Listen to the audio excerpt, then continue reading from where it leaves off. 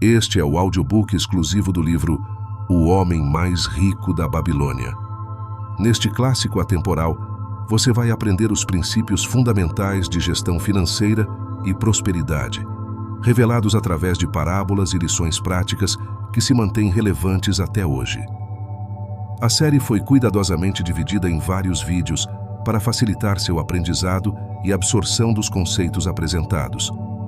Todos os vídeos estão organizados em uma playlist que você pode acessar facilmente logo abaixo deste vídeo. Assim, você poderá acompanhar o audiobook de forma fluida e contínua, garantindo que não perca nenhum ensinamento valioso. Antes de começarmos, clique no link da descrição e descubra técnicas poderosas de reprogramação mental que podem revolucionar sua vida financeira e abrir portas para a prosperidade. Aproveite agora para iniciar sua jornada rumo à mentalidade de abundância e comece a atrair riqueza de forma rápida e eficiente. Vamos explorar agora o capítulo 2, O Homem Mais Rico da Babilônia. Era uma vez, na antiga Babilônia, um homem muito rico chamado Arcade. Conhecido em toda parte devido a uma imensa riqueza, tornara-se igualmente famoso pela liberalidade. Mostrava-se generoso com os mais necessitados e com a família, sendo um homem pródigo em suas próprias despesas. Entretanto, a cada dia sua riqueza crescia mais rapidamente do que podia gastá-la. E houve alguns amigos da juventude que vieram até ele dizendo-lhe: "Você, Arcade, é mais venturoso do que nós. Você se tornou o homem mais rico de toda a Babilônia, enquanto nós lutamos para sobreviver. Pode usar as mais finas roupas e degustar as mais requintadas iguarias, enquanto nós devemos nos dar por satisfeitos se apenas propiciamos à família uma indumentária decente ou a alimentamos da melhor maneira possível. Contudo, alguma vez fomos iguais. Tivemos o mesmo professor, participamos das mesmas brincadeiras, e nem nos estudos nem nas brincadeiras você se sobressaiu mais do que nós. E nos anos que se seguiram, você foi um cidadão tão honrado quanto nós. Tampouco trabalhou mais duro ou mais assiduamente, pelo menos até onde sabemos.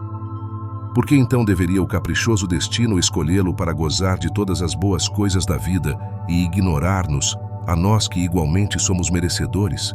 Após o que Arcade protestou com eles, dizendo por sua vez: "Se vocês não adquiriram mais do que uma pobre existência desde os tempos em que éramos jovens, isso se deve a que não conseguiram aprender ou não observaram as leis que governam a acumulação de riqueza. O voluntarioso destino é um Deus cheio de malícia que não assegura um bem duradouro para ninguém. Ao contrário, ele traz ruína para quase todo homem sobre quem faz chover ouro não conquistado. Ele produz os gastadores libertinos, que logo dissipam tudo o que recebem e se deixam dominar pelos mais extravagantes apetites, que nem sempre podem satisfazer.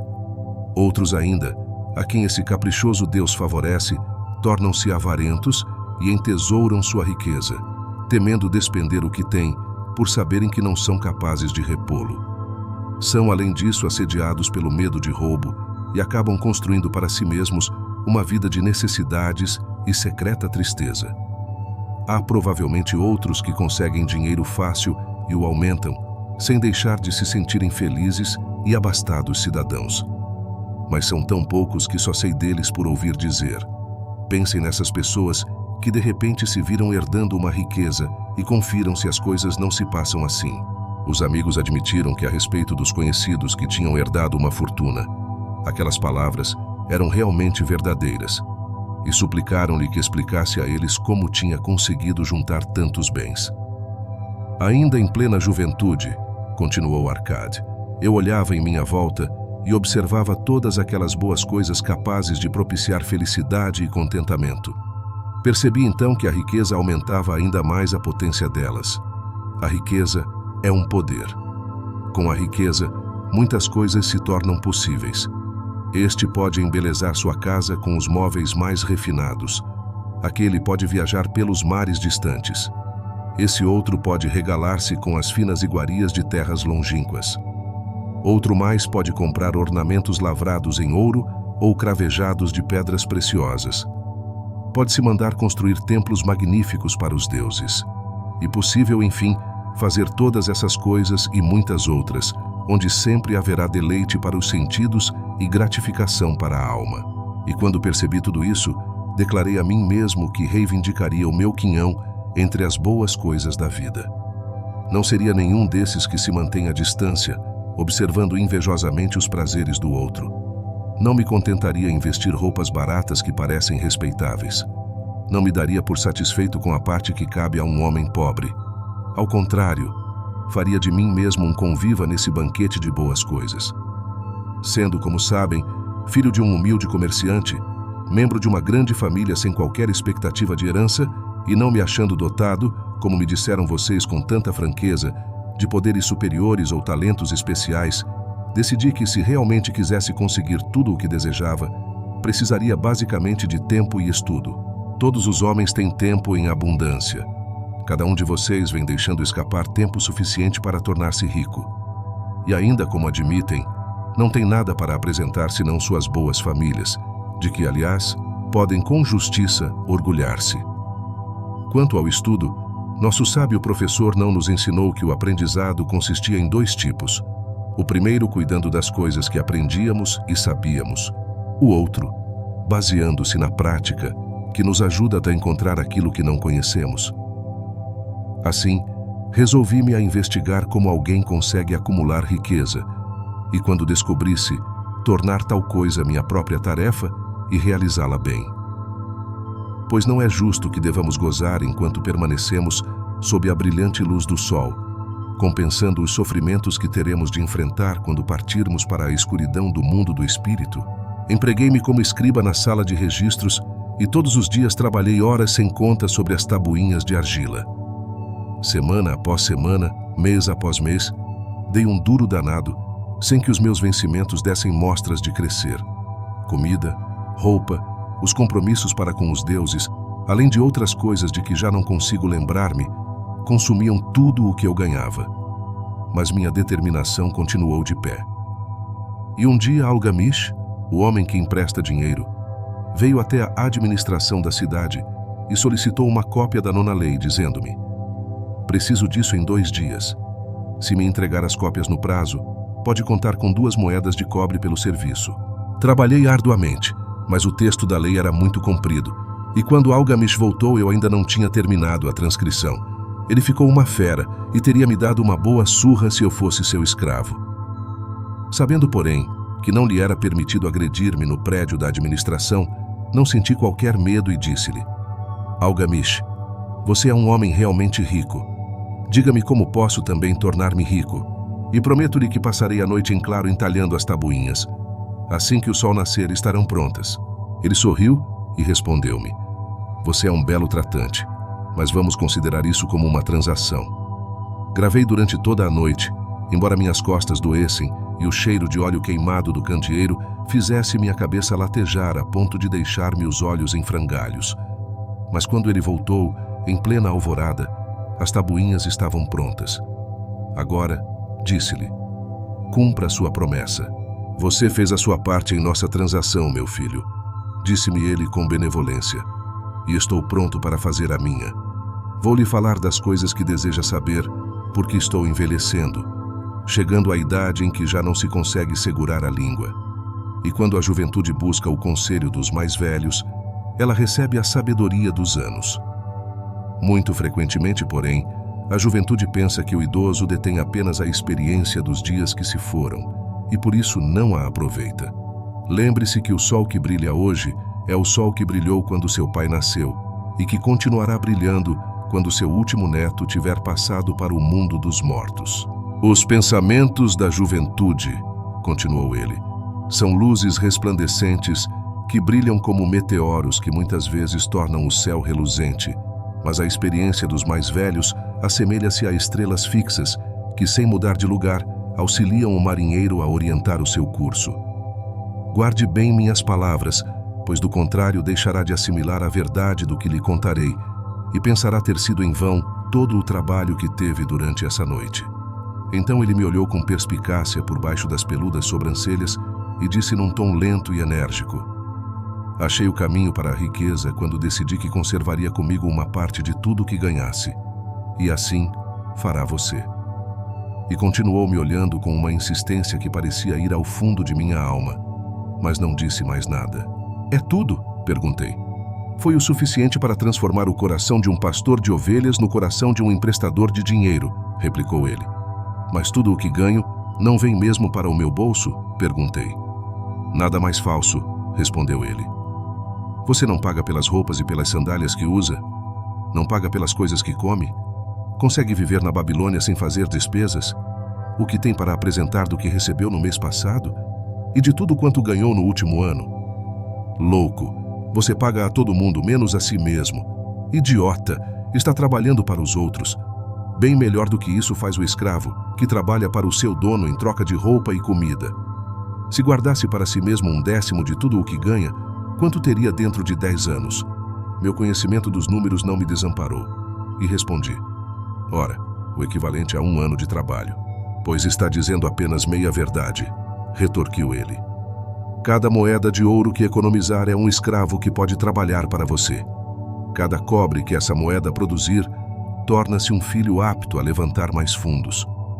Se quiser tornar-se rico, então tudo o que você economizar deve ser utilizado no sentido de proporcionar-lhe toda a abundância por que anseia. Você pensa que o estou ludibriando por sua longa noite de trabalho, continuou ele. Mas em minhas palavras há uma fortuna, se for suficientemente inteligente para perceber a verdade que acabo de pôr em suas mãos. Uma parte de tudo o que ganha pertence exclusivamente a você. No mínimo, 1/10, mesmo nas ocasiões em que tiver recebido pouco dinheiro. Pode ser mais, de acordo com o que produzir. Pague a si mesmo primeiro. Não compre ao fazedor de roupas ou ao fazedor de sandálias mais do que possa pagar com o restante, devendo ainda separar o bastante para alimentar-se, ajudar o próximo e pôr em dia as obrigações com os deuses. A riqueza, como uma árvore, cresce a partir de uma simples semente. A primeira moeda de cobre que economizar será a semente a partir da qual sua árvore da riqueza crescerá. Quanto mais cedo plantá-la, mais cedo a árvore crescerá. E quanto mais fielmente alimentar e regar essa árvore com economias constantes, logo chegará o dia em que poderá abrigar-se em pleno contentamento embaixo de sua sombra. Tendo dito isso, pegou suas tabuinhas e foi embora. Pensei muito a respeito do que ele me dissera, e suas palavras me pareceram razoáveis. Assim, decidi fazer a experiência. Sempre que recebia um pagamento, tirava e guardava uma em cada 10 moedas de cobre. E estranho como possa parecer, não fiquei mais desprovido de fundos do que antes. Percebi pequena diferença quando comecei a me arranjar sem isso. Mas frequentemente me via tentado, à medida que minha reserva crescia, a utilizá-la para adquirir as boas coisas que os mercadores ofereciam, objetos trazidos por camelos e navios da terra dos fenícios. Prudentemente, porém, consegui refrear o impulso. 12 meses se tinham passado quando Algamish voltou a me procurar dizendo-me: "E então, meu filho, pagou a si mesmo não menos de 1/10 sobre tudo quanto ganhou no ano passado?" Respondi todo orgulhoso: "Sem dúvida, mestre, foi exatamente o que fiz." "Ótimo", comentou, abrindo um largo sorriso para mim. "E o que fez com essa reserva?" Entreguei-a a Asmur, o oleiro, que me disse estar viajando pelos mares distantes e que em Tiro compraria para mim joias valiosíssimas, só encontradas na Fenícia. Quando voltar, poderemos vendê-las a preço bem mais alto e dividiremos os lucros. "Bem, os loucos precisam mesmo aprender", rosnou ele. "Mas por que confiar nos conhecimentos de um oleiro sobre joias? Você procuraria o padeiro para colher informações sobre as estrelas? Não, por minha túnica, iria até um astrólogo, se pelo menos tivesse cabeça para pensar.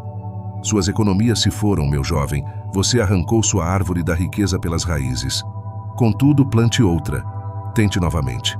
E da próxima vez em que precisar de conselhos sobre joias, corra até um ourives. Se quiser conhecer a fundo as ovelhas, procure o pastor que cuida delas. Conselho é uma coisa que se dá de graça, mas deve guardar consigo apenas o que lhe parece valioso. Aquele que aceita conselhos sobre suas economias junto a pessoas inexperientes em tais matérias, pagará com essas mesmas economias para provar a falsidade da opinião dos outros." Dizendo isso, Algamish partiu. E aconteceu realmente como ele tinha previsto, pois os fenícios são salafrários e venderam a Asmur pedaços de vidro sem valor que pareciam pedras preciosas.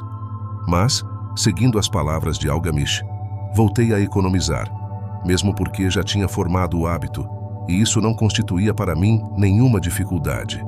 Mais uma vez, 12 meses depois, Algamish apareceu na sala dos escribas e dirigiu-se a mim. Que progressos andou fazendo desde a última vez em que nos vimos? Paguei a mim mesmo religiosamente, respondi, e confiei minhas economias a Ager, o fazedor de escudos, para comprar bronze. A cada 4 meses ele me paga uma parte dos lucros. Ótimo! E o que tem feito com esse dinheiro extra? Dei uma festa com mel, vinho e iguarias de primeira. E comprei também uma túnica escarlate. Qualquer dia desses devo comprar um burrico para os meus deslocamentos. Algamish não disfarçou o riso. Você está comendo os filhos de suas economias. Como pode esperar que trabalhem para você? Como eles mesmos poderão ter filhos que venham a produzir mais renda para você? Primeiro reúna um exército de escravos dourados, e só então poderá refestelar-se com banquetes ricos sem sentir remorsos. E assim dizendo, partiu novamente. Não voltei a vê-lo durante 2 anos, até que reapareceu, o rosto sulcado pelas rugas, os olhos visivelmente cansados, pois ele se achava então numa idade bastante avançada. Disse-me: Arkad, conseguiu afinal obter a riqueza com que sonhava tanto?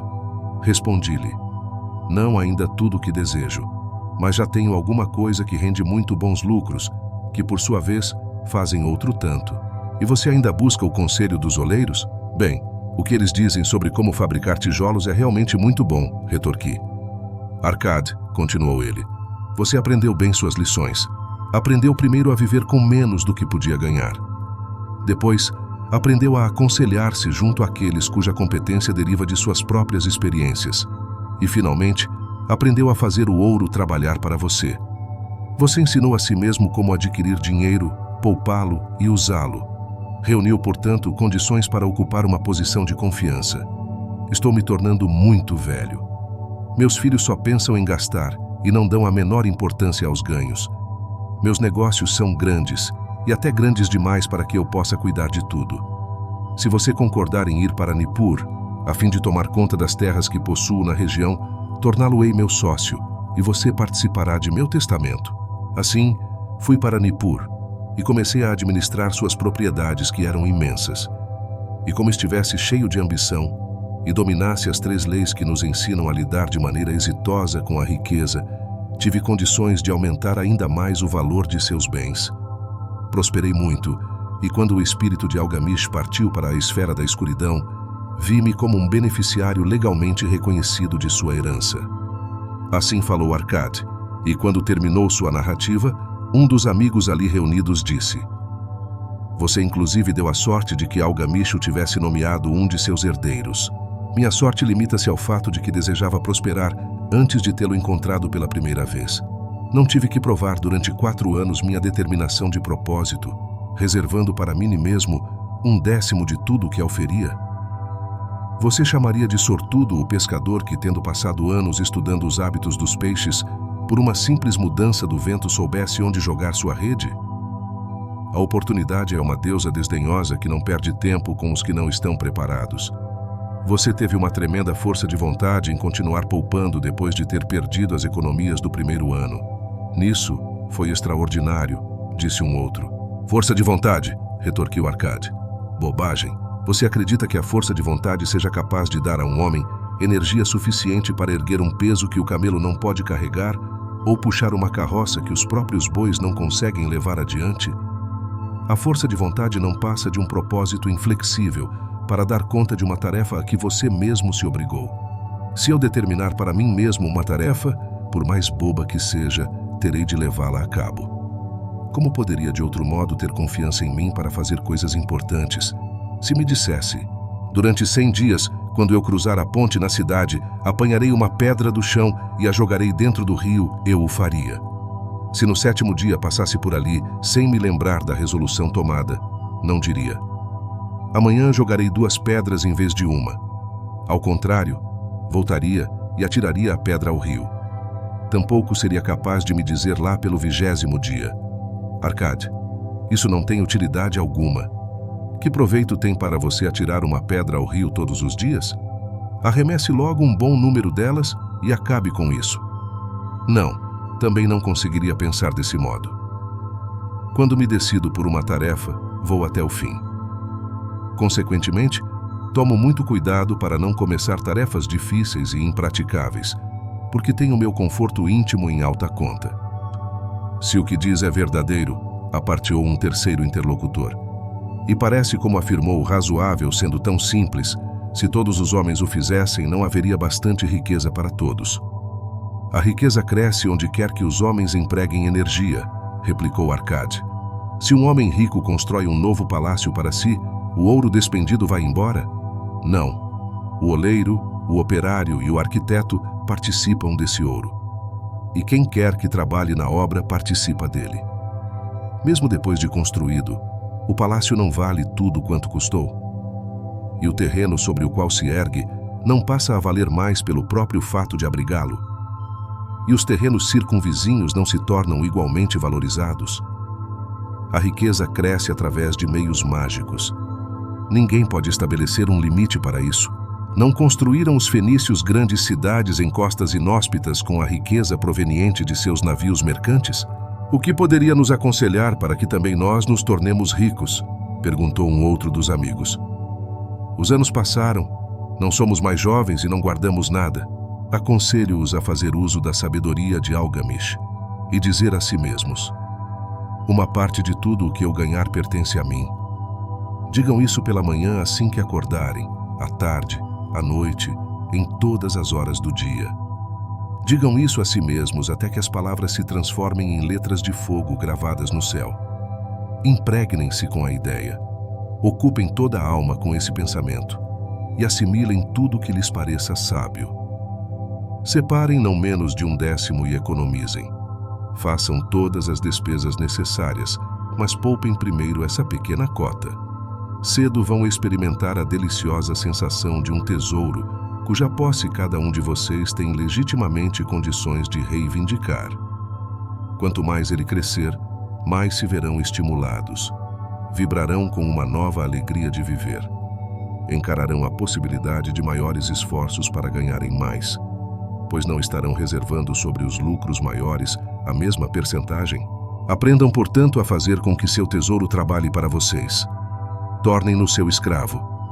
Façam seus filhos e os filhos de seus filhos trabalharem para vocês. Assegurem uma renda para o futuro. Olhem para os mais idosos e não esqueçam que dia virá em que também vocês estarão velhos.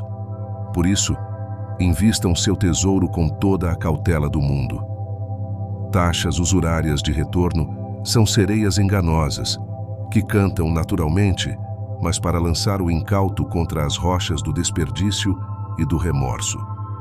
Providenciem para que sua família não deseje que os deuses os chamem para o reino deles. E sempre possível garantir tal proteção com pequenos pagamentos a intervalos regulares. Por isso, o homem previdente não perde tempo esperando que apareça uma grande soma, a fim de utilizá-la em tão prudente propósito. Busquem o conselho dos homens sábios. Procurem informar-se com pessoas cujo trabalho cotidiano é o manuseio do dinheiro.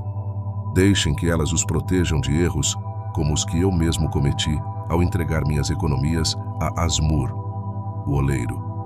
Um retorno pequeno e certo é uma coisa mais desejável que o risco. Aproveitem a vida enquanto estiverem aqui. Não exagerem, nem tentem economizar demais. Se 1/10 de tudo que ganharem é o que vocês podem confortavelmente poupar, contentem-se com essa porção.